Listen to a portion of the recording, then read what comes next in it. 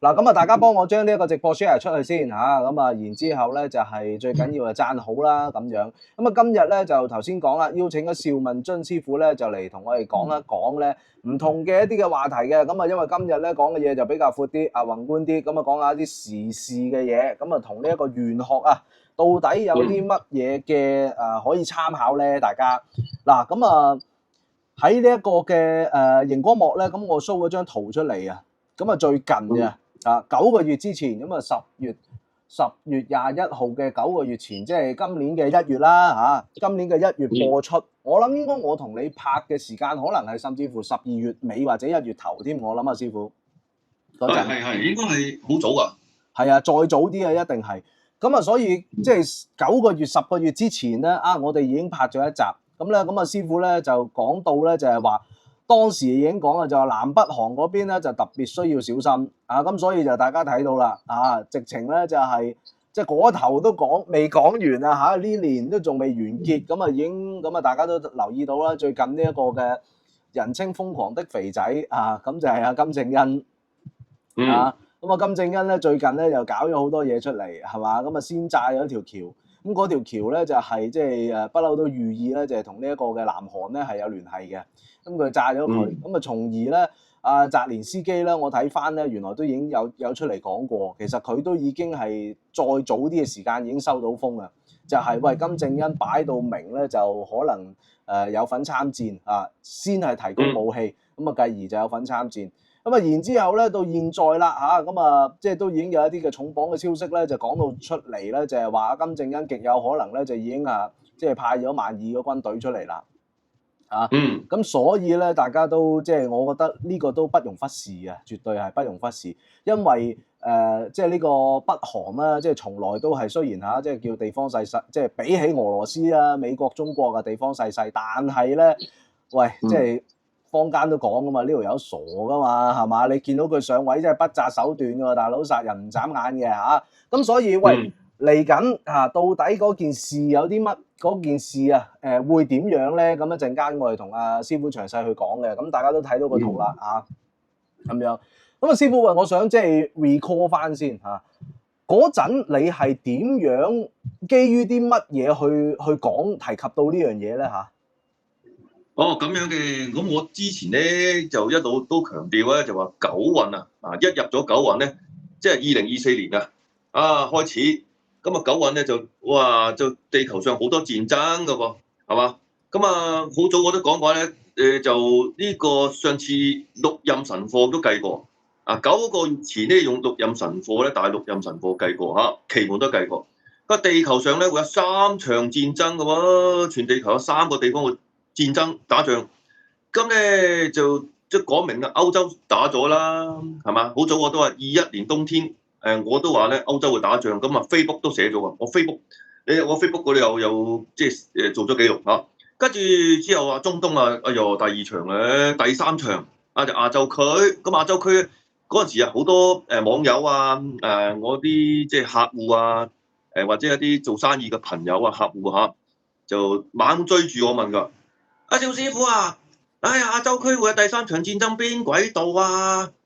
唔會台灣嘛？係啊，弊㗎咧！我哋咁近我哋香港近台灣咁鬼近，好驚慌㗎嘛！我話哎唷嗱，估唔到你都估唔到，我都估唔到唔係台灣唔係台灣，係北面個南北韓嗰度爆煲爆煲！哎呀，出事咯，擦槍走火咯，係嘛？9個月前都講，哎呀，密切留意，及住南北韓啦，係佢咯咁呢個咧亞洲區引爆戰爭咧，你估都估唔到，台海、南海定係南北韓呢度火藥庫肥仔金嗰度開波先嗰度開炮開波先咁亞洲區第3場戰爭響亞洲區，估唔到東北亞咧就嗰個肥仔金嗰度咁就咁當時咧就基於係因為九運咧多戰爭就好合理嘅判斷嘅。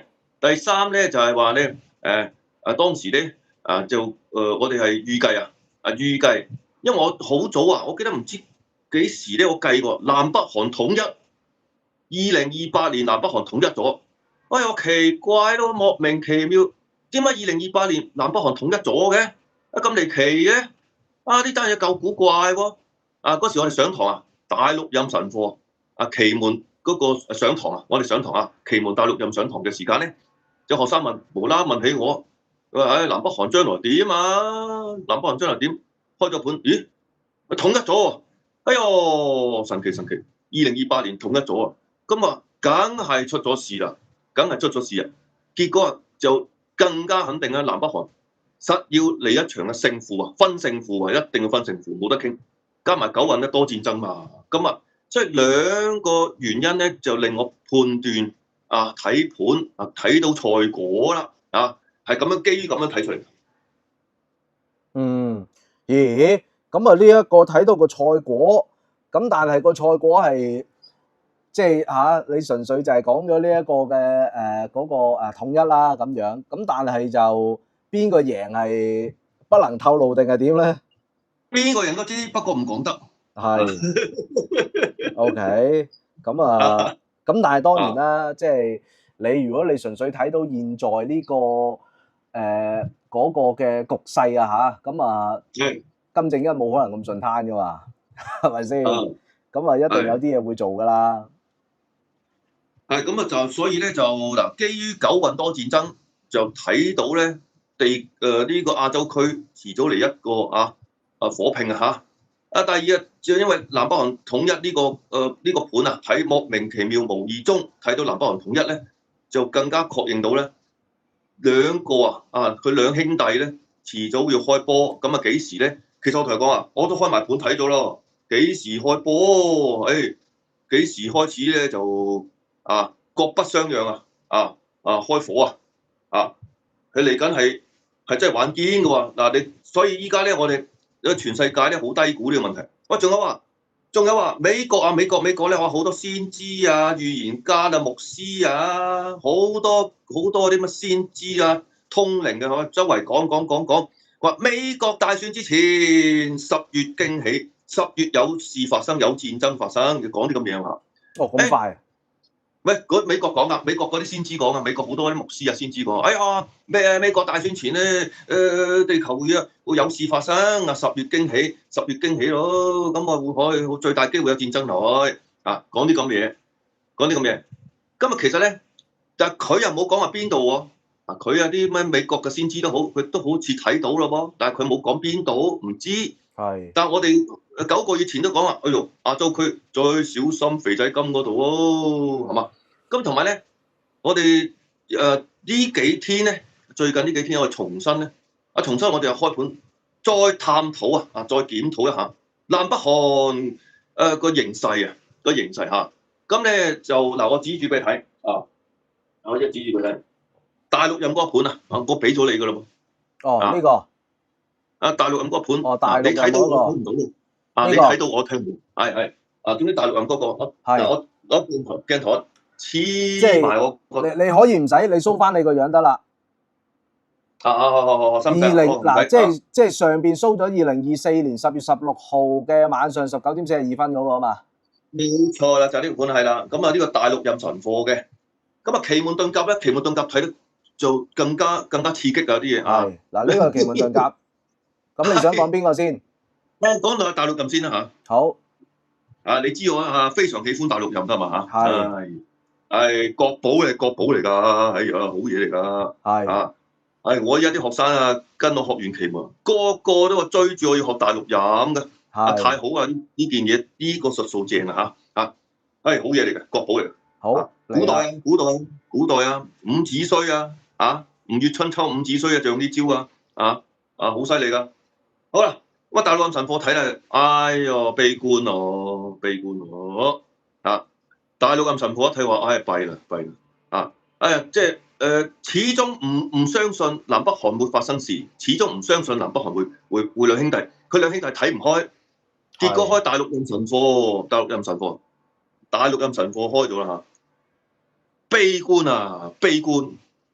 情況越走越壞大件事哎呀真係頭痕一次咁真係喐手砌啦喂係咁大件事喎真係睇見都令人擔心㗎喎咁幾時咧？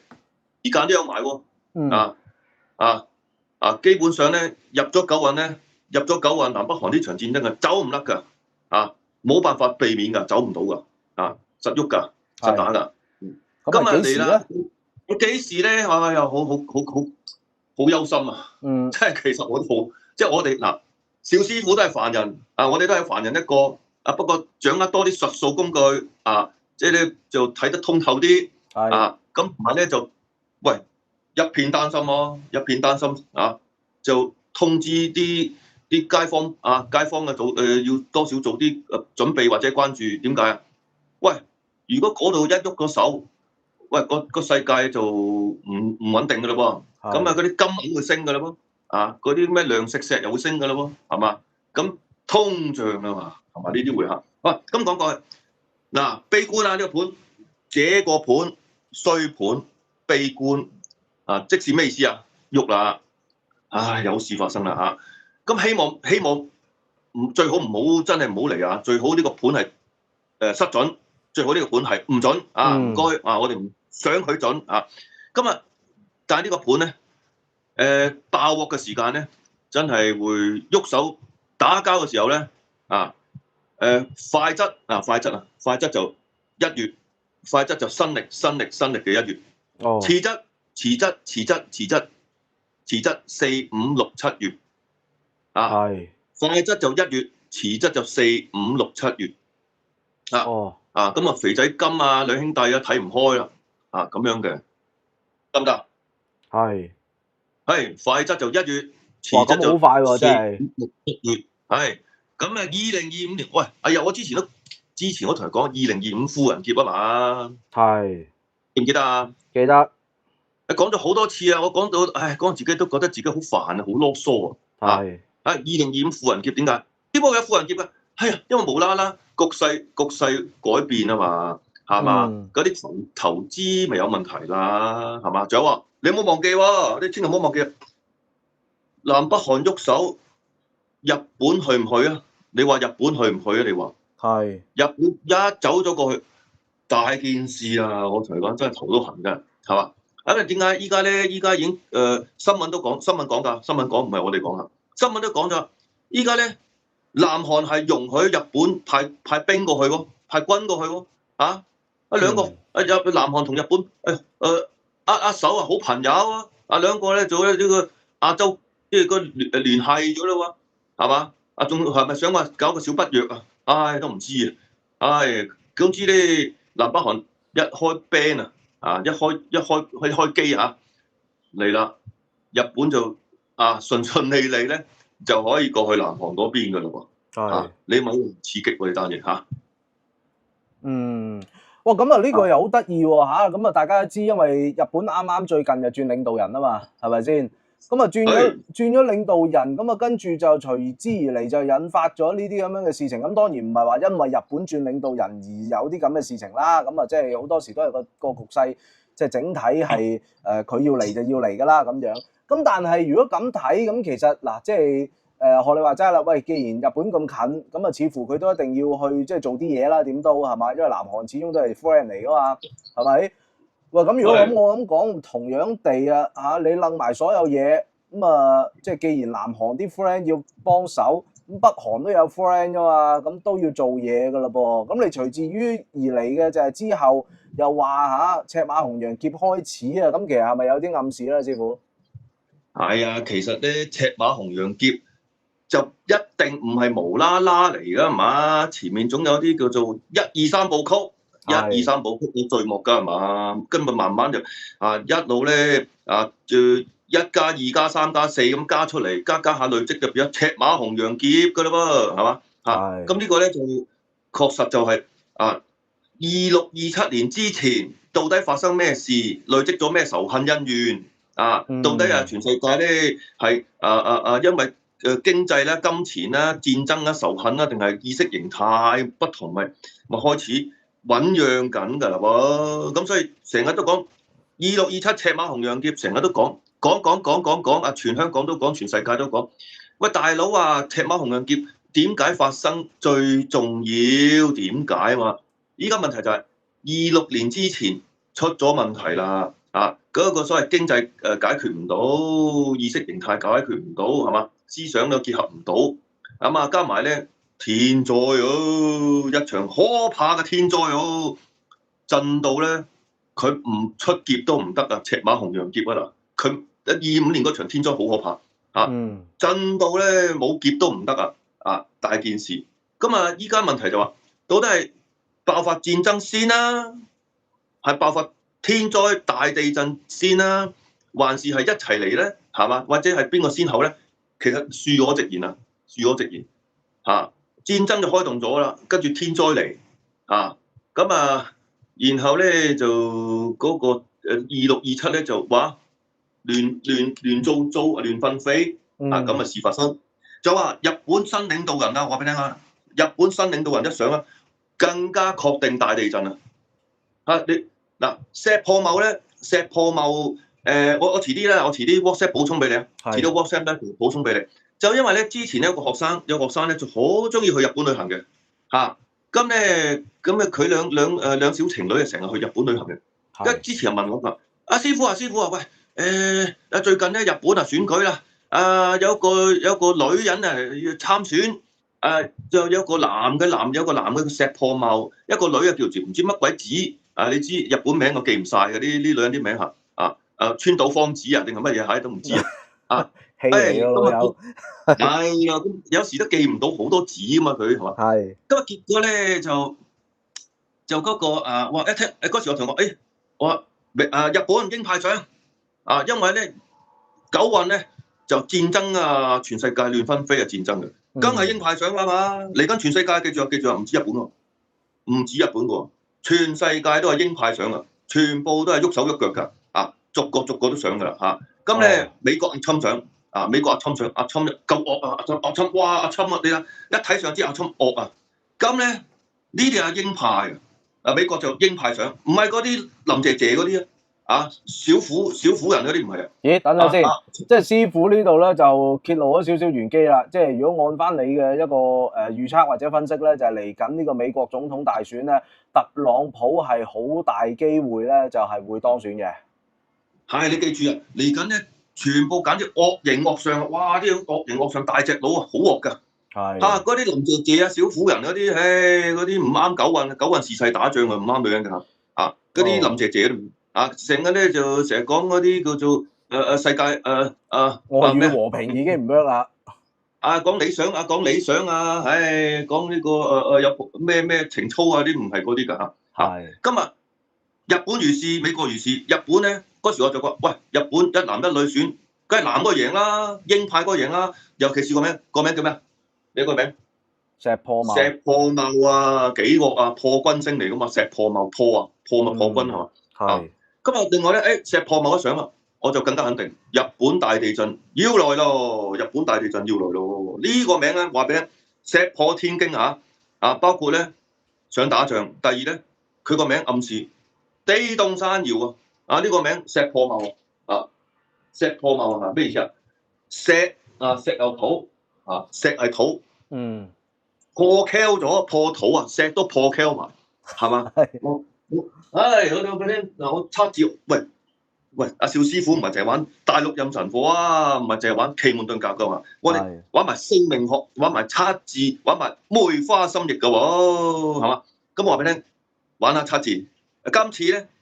又好玩除咗奇門六壬之外咧，玩下測字石咪神xuất咯，石咪神xuất土咯，神xuất土石就神xuất土好簡單石土石就神xuất土石個神xuất土，神xuất土咪今年咪甲辰年咯，甲辰年咪上一條第二石就神xuất土。破俾埋個破先咁堂咧，我哋又好玩啦玩埋測字添奇門六壬咪加測字石破咪破咪即係爆裂咯，破土嘛，破土爆裂咁即係土地石頭爆破破即係爆裂爆裂我搞掂。係佢啦，揾接指定嘅災難要有指定嘅人物啊嘛，係指定嘅人物會帶嚟指定嘅災難啊嘛。嗯日本選咗鷹派嘅石破茂，佢會打仗㗎，呢條鷹派會打仗㗎。所以咧佢好期待南北韓戰爭㗎，你放心，佢好期待南北韓戰爭嚇。第二，指定嘅人帶嚟指定嘅災難就咩？地震、石破天驚啊！哦地震都嚟埋，係嘛？石都爆埋，石都爆埋，山崩地裂，大地震就係佢呢期搞出嚟。唔係佢搞出嚟嘅，佢都唔想，佢都唔想嘅，都唔想。不過意頭唔好啊，腳頭唔好啊，係你個名石破，喂石都破埋，喂地動山搖個名，喂真係唔係講笑啊！所有歷史都係㗎，有指定嘅一個災難，就有一個指定嘅當時一個指標嘅人物㗎噃。石破茂個茂咩？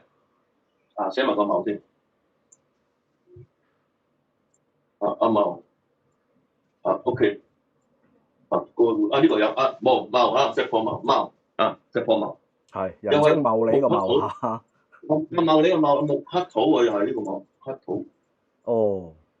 上面木下面土嘛，仲有墓土咩？墓土係山崗土、石頭土、硬土都傷埋。即係土地破石破就得啦，石破都石頭都爆埋，土地都爆埋，大地震嚟。阿茂咧木土相克，草花土木土相克，又係克，土地受傷，地震唔好諗啦，呢次大鑊啦，係嘛？石破茂本身鷹派主戰嘅，嚟緊咧佢會帶嚟日本嘅災難。今日仲有你知唔知茂？仲有呢個茂啊？茂呢個墓土嘅茂啊，係財富嚟嘅喎，知唔知啊？係。墓土係財富啊！呢個嚟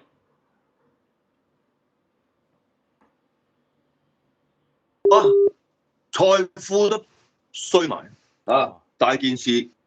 呢條真係日本黑星嚟喎，大件事。咁大鑊。佢一想日本嘅災難咧，所謂傳說中嘅我看見未來咧，嗰件事咧，大地震咧就喺佢呢個時候發生。第二，財富係嗱，師傅，咁我想問一問有個觀眾Tracy 咁佢就問嗱，如果按你呢個講法咧，咁我哋就即係得到一啲嘅 picture 啦嚟緊極有可能咧就係喺下年嘅呢個1月，或者咧就係5、6、7月，咁韓國呢邊咧就好大機會咧就唔係口水咁簡單啦，直情就噴火啦咁樣。咁即係換言之，會影響呢個亞洲嘅局勢。咁Tracy 就問：咁香港嘅股市又應該點樣睇？點樣部署咧？係咪我哋要學定呢個阿拉伯文咧？咁樣嚇？唔係咁香港咧就你知啦，呢個世界股市嘛，股市就好虛噶嘛，人心虛怯噶嘛，少少風吹草動會驚流鼻血噶嘛，係嘛？係咁所以咧即係提早奶噶咯喎。唔係咁樣講，應該咁講呢個盤咧，如果因為肥仔今日南北韓嗰單嘢咧，即係咁嘅人好衰喎，人會麻醉嘅喎。係首先麻醉，然後驚醒嘅喎。係嚟啦，點解講啲咩咧？啲俄烏戰爭打落去，結果全世界好似當忘記咗咯，唔記得咗。跟住做到中東打中東戰爭先，哇好似驚啊！跟住咧買金嗰啲金上咗去，係嘛咁嚇？咁你依家嚟講，啱啱講南北韓咧就1月快則1月，遲則就3、4、5、6、7月就陸續咧南北韓就着火㗎啦，兩兄弟打交啦。咁情況咧。你就人咧好衰嘅，股市又好，人都好。開頭唔會嘅，10歲啦，開2炮，冇嘅。咁你就會覺得冇問題啊。正式打落去啊，平平爬行亂咁肥嗰時，開始識驚我咁好啦。咁問題就係其實就特別要關注4、5、6、7月。如果你話真正嘅驚動。真正影響到股市，真正影響到市場氣氛，真正驚動到整個世界嘅嗰個經濟波動咧，4、5、6、7月咧就正式會醒啦，驚一驚，哎呦，喂黐線嘅兩兄弟真係打㗎，咁嗰啲咁樣你話開頭話演戲嘅兩兄弟，你知肥仔金㗎啦，次一嬲佢就射兩粒到飛彈咧就當燒炮仗啫嘛，有咩咁巴閉？因為習慣咗肥仔金一嬲拍台唔覺意撳到個掣，射兩粒出嚟佢都唔知嘅。其實有時肥仔金自己都唔知嘅。嬲得滯一拍個台嬲到激心咯，拍張台一拍嗰啲飛彈就自己射咗出嚟，佢自己都估唔到啊。但係咧就話真正令人開始即係察覺啦，或者醒啦，知道喂玩真嘅喎就4、5、6、7月係嘛？咁到時咧，你知股市係脆弱係敏感，要呵護噶嘛，要呵護日日錫住佢，日出政策要托住佢個開心噶嘛，係嘛？今日結果咧，你使都估唔到4、5、6、7月，喂！佢兩個真係兩兄弟真係打交咁樣，開始喂嚟料咁，你頭痕噶喎。結果咧啲人醒一醒，咪啦，哎呀啲錢擺喺銀包先，收翻啲錢擺喺銀包咁4、5、6、7月個氣氛咪會改變咯。到時醒一醒，喂真係黐孖筋啦！佢兩個喐手，我咪啦，我嗰啲人有錢嘅人咧就怕風險。啲錢嗱聲收翻埋落個袋。第二仲有咩？第二知唔知係咩你知唔知4、5、6、7月嗰個股票就敏感，就驚慌嘅怕就啲錢收唔，但係有啲又興奮，有啲又變咗興奮就倒翻轉頭。知唔知咩？唔知就係咧嗰啲金銀避險資產避險嗰啲喺度游上去咯。係啦，呢個就正咧，就衍生咗兩條問題啦。阿 Tracy 同阿 Miko 都想問嘅就係，咁如果按咁樣講法係咪即係日元或者日本嘅股票即係可能有機會俾人擠一擠佢咧，沽一沽咧？咁同埋就係金價咧，係咪以為又再有預示咧？呢1-2年似乎都係即係挫上嘅機會高喎，係咪咧？咁用你唔好講到咁白啊！又啦，你搞到我有啲口頭禪，你搞到口頭禪又翻嚟啦，係咁一緊張，咁係嘛？係口頭禪翻嚟。喂，確實咧就咁樣講下，因為咧就4、5、6、7月咧兩個真係傻傻地拳頭交嚟噶咁咧就今日嘅股票市場係脆弱噶嘛，信心會隨時改變噶嘛。4、5、6、7月咁啲時間，哇！啲人話咪啦，啲錢收翻屋企先股票嘅話，但係咧今晚就話避險，喂，哇！阿仔喂，阿媽咧買咗藍罐曲奇翻嚟喎，阿仔阿媽買咗幾個藍罐曲奇個鐵罐攞翻嚟裝下啲金銀珠寶金銀首飾咧，阿仔同我及實佢今日而家就金銀咧就避險咧就翻嚟啦，係咪？咁好明顯，但係問題。喂，真係佢兩兄弟一喐嗰時，喂，其實日本都受影響噶嘛，大佬係嘛？你日本隔離着火，喂佢嗰邊都會害怕風險噶嘛，一樣噶。佢嗰邊日本唔係人日本佢都係人嚟噶嘛，佢都會驚喎。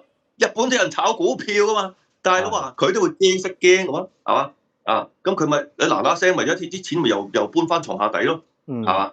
一樣嘅啫嘛。咁日本喂嚟緊出年咁樣搞一搞，喂！日本嘅旅遊都差咗北韓就冇旅遊嘅，南韓有旅遊嘅，日本都有旅遊嘅今日南韓同日本旅遊變差咗咯，邊個敢去啫？咪嗰度放飛彈咁驚喎。旅遊都差過。咁我哋中國都有旅遊喎，師傅。唔係我哋記住我哋永遠支持祖國㗎。係。永遠支持祖國，係。得閒咧翻大灣區消費，貢獻大灣區，係嘛？大灣區安全啲係嘛？大灣區安全啲，以北就難講啲啦。我哋香港咧，畢竟嘅距離嘅肥仔金兩兄弟好鬼遠，好距離好遠㗎。你暫時咧仲有啖粥仔食係但係咧但係咁好呢樣嘢就要有。即係早啲，即係有估計好過冇估計咁咧，南北韓原來後邊咧係越嚟越糟糕，越嚟越緊張嘅啲人咧就話咪當演戲啫嘛。唔係㗎，呢次睇法咧，佢唔係演戲兩兄弟呢次真係拳頭交啦，呢次真係打啦，呢次頭痕啦O 唔即 OK 係啊？係啊，其實好多時候死都係死在咧，大家錯估咗個形勢啊！即係大家以為就係、喂當演戲啫嘛咁樣。即係嗱，我自己咧我都講嘅，即係嗱，即係始終我即係身為主持人啦，咁我就聽好多唔同嘅資訊啦，聽好多唔同師傅嘅講法啦。即係坦白講句，我都同我自己啲屋企人 plan 去旅行，我都講咗我話嗱，2025年日本即係打咩即係。係嘛？即係咁咪停一年咯，係咪？咁唔一定要年年都去日本噶嘛，咁樣咯。咁所以即係亦都希望呢個資訊俾到大家去即係參考一下，亦都係。咁我補充句好唔好啊？係。唔係，我想講咧，嚟緊香港人去日本啊、咩南韓啊，出去旅行嗰種心理咧，講心理係會改變㗎。嚟緊係改變喎。25年之後咧，香港人出去旅行嘅嗰個慾望咧，降低咗好多好多㗎。係，因為點解咧？第一，人哋出面嗰邊打交嘛，人哋打交你又唔好多事啊！去睇下嗰邊人哋燒炮仗、放煙花好過癮咩？你開真炮㗎嘛？咁第二就係第二仲有一個問題㗎。仲有一個問題就係嗰個嚟緊美元落嚟緊個美元美金落，港紙跟美金㗎嘛。你港元跟美金嗰個美元落嘅話咧，其實港紙咧係相對。係有啲貶值嘅，咁你港紙多少貶值嘅時間咧，跟美金弱嘅時間咧，你出去以前嗰啲日本好平㗎，韓國啲嘢平㗎，慢慢你就覺得唔係喎，唔平㗎啦喎，咁點？因為你個貨幣你港紙跟美金弱咗轉弱咗啊嘛，你點會覺得佢平一種？係咪咁講啊？係啊，係咁嘅咁所以即係嚟緊你恕我直言大膽啲講。有兩大因素令到香港人再唔想出去旅行、出門旅行嘅慾望降低好多。點解咧？第一係個世界亂，出面亂你唔想去嗰邊咧睇人燒煙花第二咧就係因為你港元咧跟美金轉弱，你嘅購買力、消費力嘅差咗，出去旅行就弱咗。自不然咧，你日一年去4次日本嗰啲咧冇啦，以後都係一年去1次日本啦，好嘛？係，即係等於我成日去台灣，即係我都有計過條數啦，係咪先？你好似最近咁即係當然啦，美元強咁港幣跟住強，咁所以依家你港幣對台幣就即係正常嘅1:4啦。咁依家有時即係係嘛4.1啦咁樣，咁但係通常大家都1:4啦。咁但係如果你記得嘅幾年前係嘛？喂，大佬去到1:3.5嘅喎，即係嚇親人喎，真係。係啊，係咪先？唔係你知唔知我哋30年前30幾年前咁我哋30幾年前咧，就經常都去台灣㗎喎。嗰時咧就因為我哋啲長輩咧就喺台灣嗰邊咧就要同啲台灣親友咧就開餐館30幾年前啲長輩咧就同啲台灣親友開餐館，咁所以經常去。嗰陣時咧台幣曾經3.3個對港紙1:3.3嘅好高嘅嗰時。但係咧，你知唔知如果70年代咧，港紙對台幣1:8嘅，知唔知？哇！呀，70年代啦，我記得依稀我記得啦70年代咧，港紙對台幣係1:8㗎，1:8好犀利咯，好使喎咁你依家話3.6都已經3.6得好高真係好高，好高㗎啦，10%你諗下，係咪先？係。真係你有啲中意玩外匯嗰啲大佬係咪先？係嘛？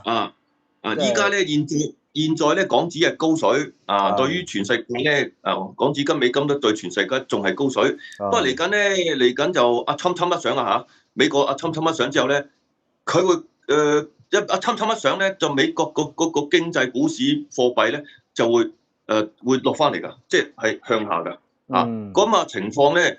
亦都係侵主張弱美元嘅，侵本身主張弱美元，咁呢個咧勝佢所願